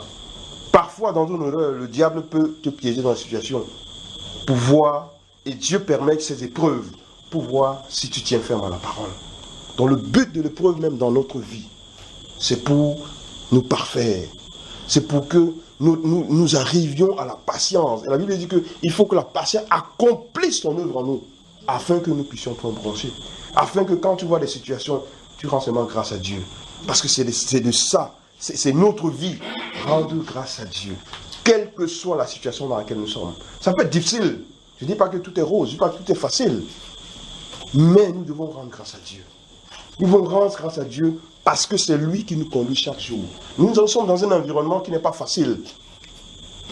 Mais la parole de Dieu sera toujours une lampe à nos pieds et une lumière sur notre sentier. Nous devons demeurer dans ce qui est écrit. Il y a beaucoup de foi, mais il y a une seule foi, et la foi en Jésus-Christ. Il dit, résistez-lui avec une foi ferme, et il fuira l'un de vous. Mais comment est-ce que tu peux résister à une foi ferme, avec une foi ferme, si tu n'es pas soumis? Parce que c'est la soumission qui te donne cette foi ferme. Parce que cette foi est en Jésus-Christ, et Jésus-Christ c'est la parole. Quand tu résistes, c'est parce que tu crois que la parole est la vérité. Et tu résistes parce que tu es dans la soumission. Et la victoire qui triomphe est celle de notre foi. C'est notre foi qui triomphe dans toutes les épreuves, dans toutes les situations. Pourquoi? Parce que nous avons cette parole. Et parce que cette parole, c'est elle qui nous donne la vie. Donc, quel que soit ce que nous faisons, mes bien-aimés, cherchons la voie de Dieu. Ne commençons par quelque chose, et quand on rencontre des difficultés, on commence à se poser des questions, qu'est-ce que Dieu a dit? Non. Commençons à bâtir d'abord sur le roc. Parce que tu peux ne pas voir les résultats dans 1 an, dans 2 ans, mais dans 10 ans, quand viendra la chute, est-ce que tu seras capable de te relever? Construis sur le roc. Nous pouvons continuer, mon frère. Mais quiconque entend ces paroles que j'ai dit et ne les met pas en pratique sera semblable à un homme insensé qui a bâti sa maison sur le sable. La pluie est tombée, les torrents sont venus, les vents ont soufflé et ont battu cette maison. Elle est tombée et sa ruine a été grande. Nous voyons aussi que si nous sommes des enfants de Dieu seulement de nom, et nous baptisons non sur la parole de Dieu, mais nous sommes intelligents à nos propres yeux, nous sommes sages à nos propres yeux, nous prenons nos décisions sans consulter la parole de Dieu, nous allons nous rendre compte que cela va nous amener à l'échec. Quand nous lisons l'histoire de David, nous voyons que chaque fois, David consultait Dieu quand il fallait aller en guerre, quand il fallait faire quelque chose. Et Dieu lui disait, vas-y, ne va pas, vas-y, attends, fais ceci. Donc Dieu lui donnait des instructions. Et nous voyons que quand il a succombé, quand il est tombé dans le péché, il n'avait pas consulté la volonté de Dieu. Il n'y a pas de mention où on dit qu'il avait consulté Dieu pour dire aller en guerre ou pas. Donc nous voyons qu'il y a des situations où, si nous ne demandons pas la volonté de Dieu, nous ne sommes pas en sécurité. Nous devons à chaque fois, que ce soit une affaire, que ce soit n'importe quoi, soyons sûrs que Dieu nous conduit dans ce que nous voulons faire. Parce que quand nous sommes sûrs que Dieu nous conduit, alors même s'il y a la difficulté, nous savons qu'il y a la victoire à la fin. Nous savons qu'il y a la victoire à la fin. Et les difficultés peuvent arriver pour tester notre foi. Mais nous savons qu'à la fin, il y a la victoire. Bâtissons sur le roc. Bâtissons sur Jésus-Christ. Ne nous fions pas à ce que les gens font à gauche et à droite. Parce que soi-disant, les choses marchent pour eux. Non. Ça peut marcher aujourd'hui, demain, après-demain. Mais il y a un jour où ça ne marchera pas. Je vais raconter une petite histoire. Nous, on vit, là où on vit en Europe, parfois, quand des personnes arrivent, la première chose sur laquelle ils s'inquiètent, c'est comment est-ce que je vais avoir le séjour. Et par rapport à cela, les gens, ils s'engagent à faire beaucoup de choses. Certains font de la fraude, ils appellent ça mariage blanc. Certains font des alliances comme les Gabonais qui ont utilisé la ruse, n'est-ce pas, pour se marier à des femmes, pour avoir les papiers. D'autres encore font des enfants et font reconnaître ces enfants par d'autres personnes. Parmi tous ces mamans, parfois il y a ceux qui se disent enfants de Dieu. Vous voyez un peu dans quel environnement les gens peuvent se retrouver. Parce que le jour arrive où Dieu va te dire, qu'est-ce que tu as fait? Seras-tu capable de rentrer en arrière pour corriger? Ou alors tu vas avancer, tu vas dire que la grâce de Dieu va arriver? Non, parce que Dieu ne se contredit pas dans sa parole. Si nous faisons toutes choses, faisons d'après la parole. Je m'appelle une histoire, un ami m'a raconté une histoire d'une femme qui avait fait reconnaître son enfant par quelqu'un qui avait un séjour. Parce que quand l'homme reconnaît l'enfant, ça dit que la femme peut avoir le séjour à travers l'enfant. Qu'est-ce qui s'est passé? Et parfois, dans l'administration, il y a toujours des gens qui donnent des fuites de ce qui se passe. Qu'est-ce qui s'est passé? Alors maintenant, on les a invités pour peut-être renouveler le séjour et on les a interviewés dans des chambres séparées. Et on posait des questions bidons et bêtes. Parfois, on peut te dire la poussette de l'enfant à quelle couleur? C'est des questions apparemment bêtes, mais avec toutes ces petites questions, on s'est rendu compte qu'en réalité, ils ne vivaient pas ensemble. Donc ça veut dire qu'ils n'étaient pas ensemble.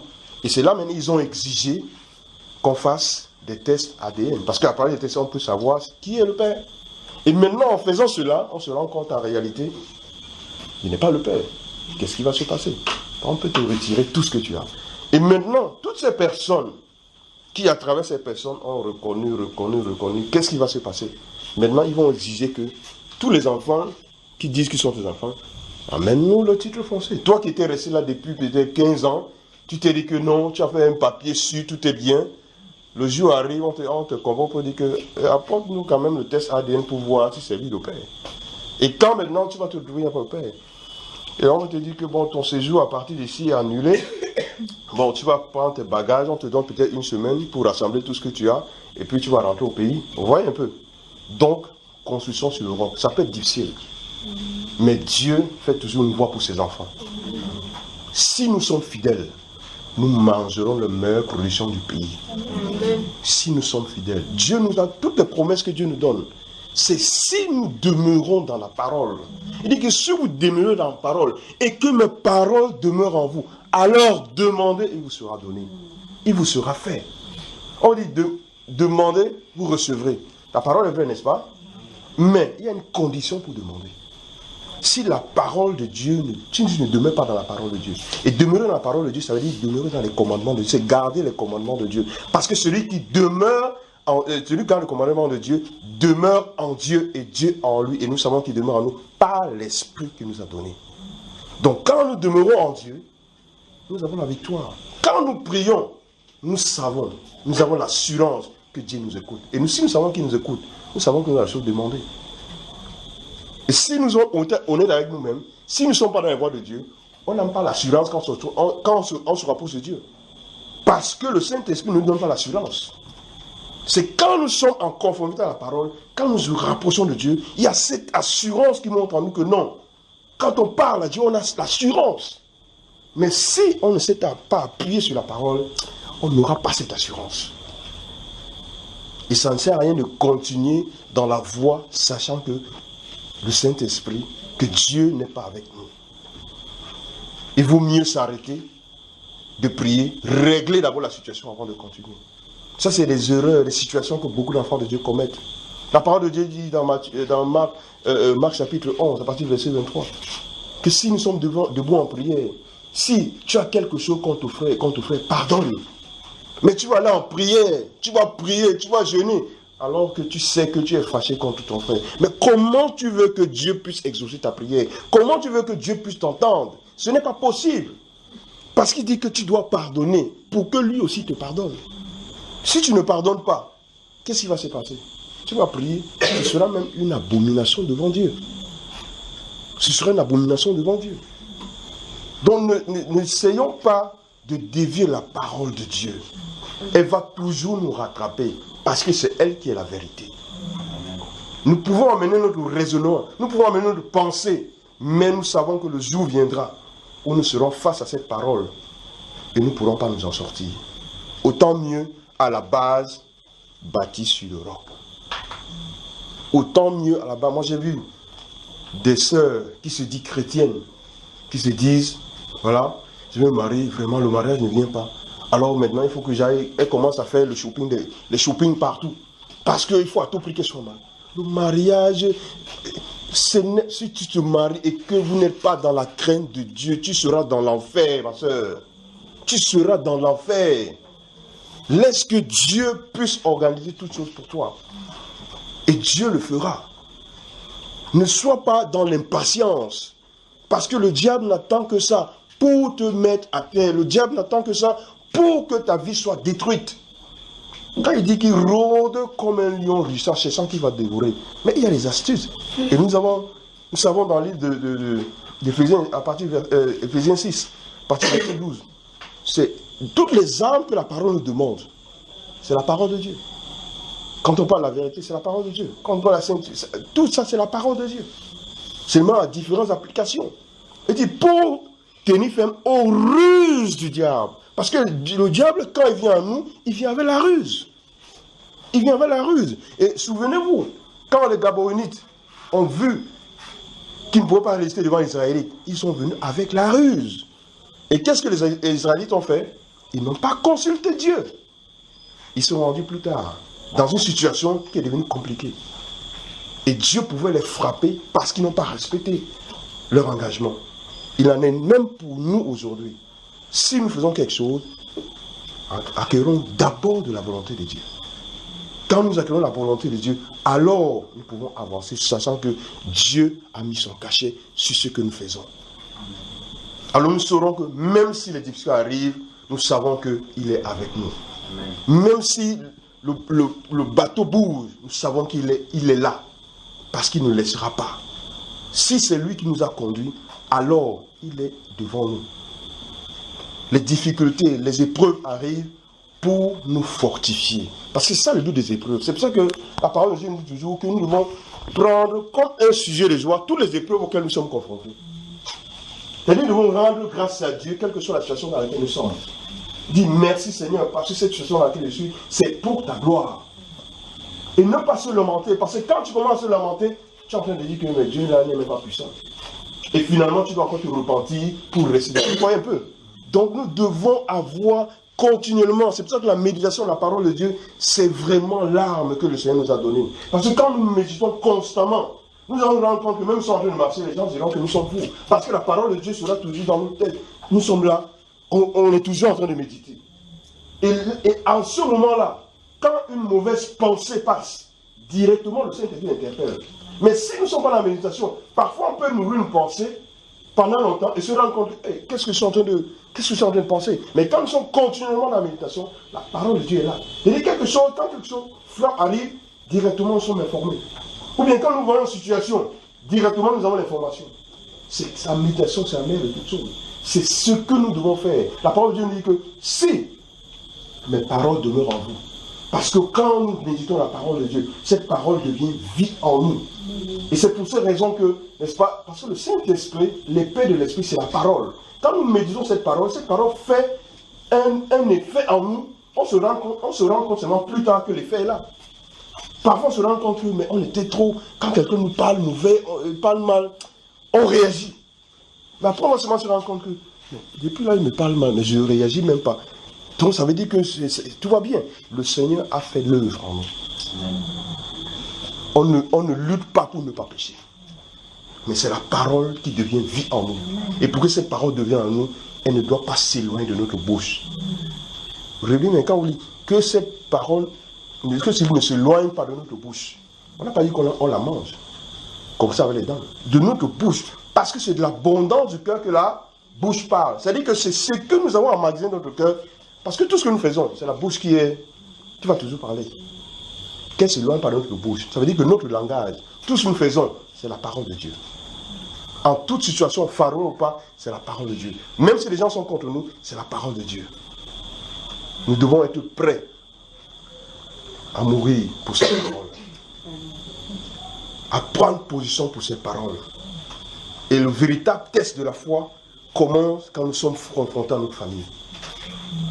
J'ai vécu parfois certains frères qui sont parfois de l'Est, de l'Ouest, parce que là-bas il y a trop de traditions. Quand ils sont en Europe, ils disent qu'ils ont cru. Je leur dis aux frères, le jour où tu vas aller dans ta famille, c'est là que toi-même tu auras l'assurance que j'ai cru. Parce que c'est quand tu vas rejeter toutes ces choses qu'on va t'imposer, alors tu comprendras qu'aujourd'hui j'ai pris position pour Christ. Parce que parfois certaines personnes, quand ils arrivent, on leur dit fais ceci, donc ils sont encore, ils tremblent, ils font cette... Ça veut dire qu'en réalité, il n'y a encore rien. Il faut que tu sois capable. On ne peut pas vivre la vie de Christ quand on n'a rien sacrifié dans notre vie. Il y a quelque chose qu'on a sacrifié pour vivre la vie de Christ. Parfois, ce sont les amis qui font s'éloigner de nous. Pour Christ, nous sommes capables de le faire. Et parfois, ils s'éloignent pour nous pour un temps. Pourquoi? Le temps que Dieu, n'est-ce pas, puisse les visiter. Et quand ils reviennent, ils rendent gloire à Dieu. Parce qu'ils voient que ta position, quel que soit ce que tu faisais, tu étais dans la voie de Dieu. Ils rendent gloire à Dieu. Et ils se disent, non, si cette personne-là a pu résister, a pu marcher de cette manière, moi aussi je crois que je peux le faire. Donc on les encourage. C'est pour ça que nous devons avoir toujours ce comportement exemplaire auprès des non-croyants. De sorte que là, nous calomnions quand faisons le mal, qu'ils voient la gloire de Dieu quand Dieu va les visiter. Amen. Le jour où ils y croient, alors ils comprendront pourquoi, quand on travaille dans le même service, quand on te voulait corrompre, tu disais que toi tu n'es pas dans la corruption. Quand il fallait faire quelque chose de faux, tu dis que moi je ne suis pas dans la fraude. Alors ils comprendront et rendront gloire à Dieu. Ils se diront que comme toi tu as résisté, moi aussi je vais résister. Donc demeurons fermes dans les voies de Dieu. Demeurons fermes dans les voies de Dieu. Il y a beaucoup de vents de doctrine, mais ce n'est pas la parole. Si nous demeurons, il y a des choses même, nous ne pouvons pas savoir, mais Dieu va nous éviter de ces choses-là. Parce qu'il peut aussi, il ne nous soumet pas à la tentation. Quand il voit que cette chose-là peut être difficile pour toi et que ta foi n'est pas prête, Dieu peut l'écarter de toi. Parce que c'est lui qui prendra soin. Il connaît nos forces, il connaît nos faiblesses. Mais nous devons être prêts à faire toutes choses selon ce qui est écrit, selon ses prescriptions.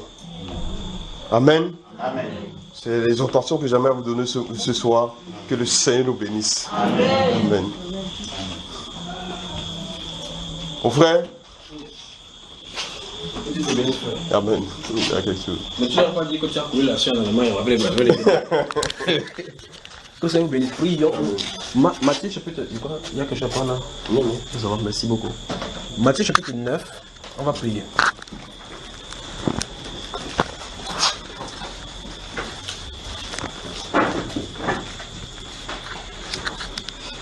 Heureusement qu'il trouve le frère là-bas, il a le muscle. C'est qu'on devait mettre là-bas. C'est pas grave, Étienne. Vous avez vu les vidéos. Comment vous riez comme ça là? Matthieu chapitre 9, prions avec lui, ce qu'il a dit. Regardez à partir du verset 37 et 38. Dans les deux derniers versets.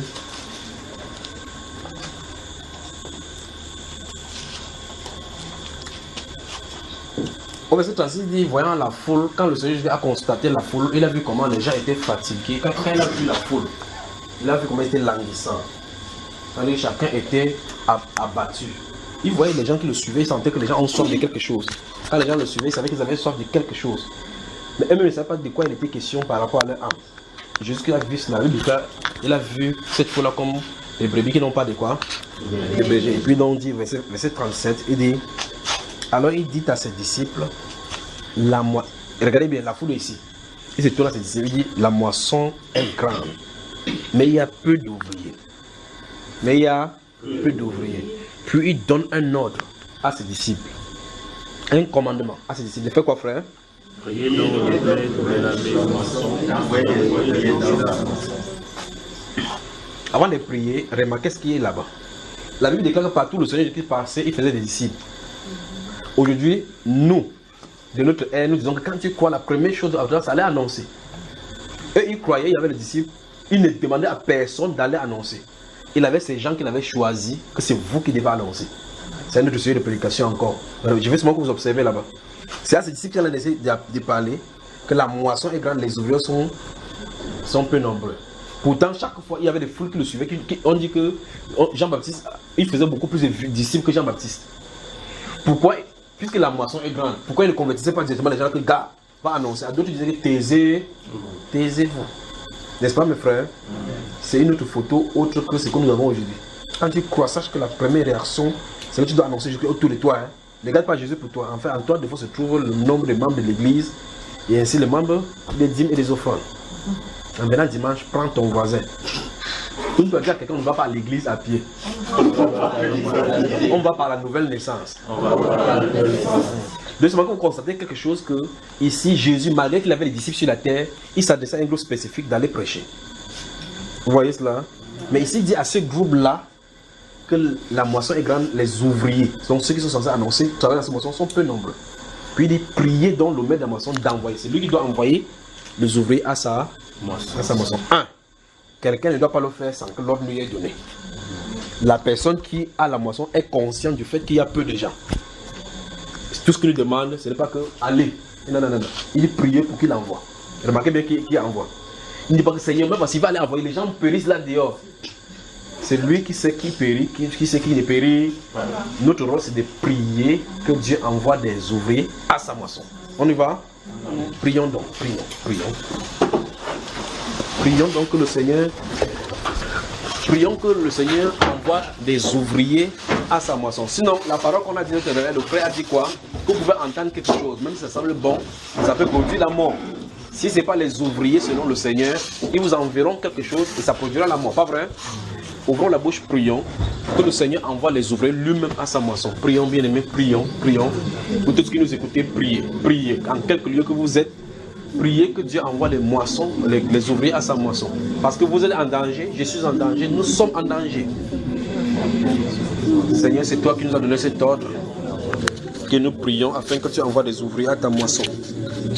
Avec ce peuple, Père de gloire, nous nous prosternons devant de toi. Afin que toi-même, Père, tu envoies des ouvriers à ta moisson. Nous prions, Père de gloire, que tu envoies des ouvriers à ta moisson. Seigneur, nous souffrons sur la terre, nous soupirons de voir ces jours glorieux dont tu nous as parlé. Ces jours où ton esprit visite le monde. Père de gloire, mais la cupidité se trouve au milieu des divisions, des sectes, des partis pris, des haines, des jalousies se trouvent au Dieu de gloire. Nous divisons mieux que nous n'en réunissons. Et Père de gloire, tu as dit que nous sommes dans le même sentiment, dans le même esprit. Il y a de l'impurité, de l'impudicité au milieu de nous. Nos yeux regardent à Père de gloire avec des dents. Père, nous prions que tu envoies des ouvriers à ta moisson. Envoie, Père de gloire, ces gens qui sont censés nous annoncer ces choses merveilleuses que tu as pour nous. Qui sont censés nous ouvrir, Père de gloire, les écrits des cieux par la prédication. Père, envoie ces gens qui vont bénir notre âme et nous céder, Père de gloire, par la prédication qu'ils vont donner au travers de ta parole.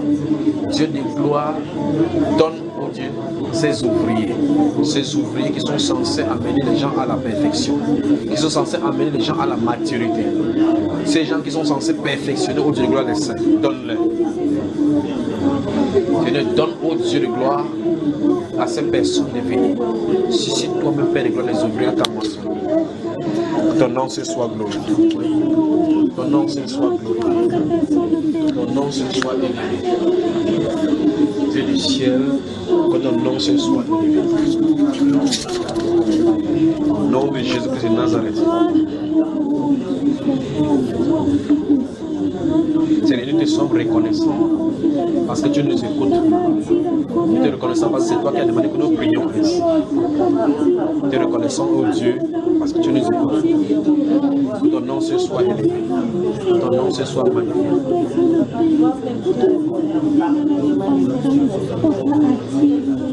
Merci Seigneur Jésus parce que tu nous exauces. Merci Seigneur parce que tu nous exauces. Que ton nom se soit élevé. Au nom de Jésus, nous avons prié. Amen. Que Dieu vous bénisse. Levez-vous frères. Levez-vous, pensez à prier comme ça à la maison. D'accord? Que Dieu vous bénisse, que Dieu vous bénisse, que Dieu vous bénisse. Que Dieu vous bénisse.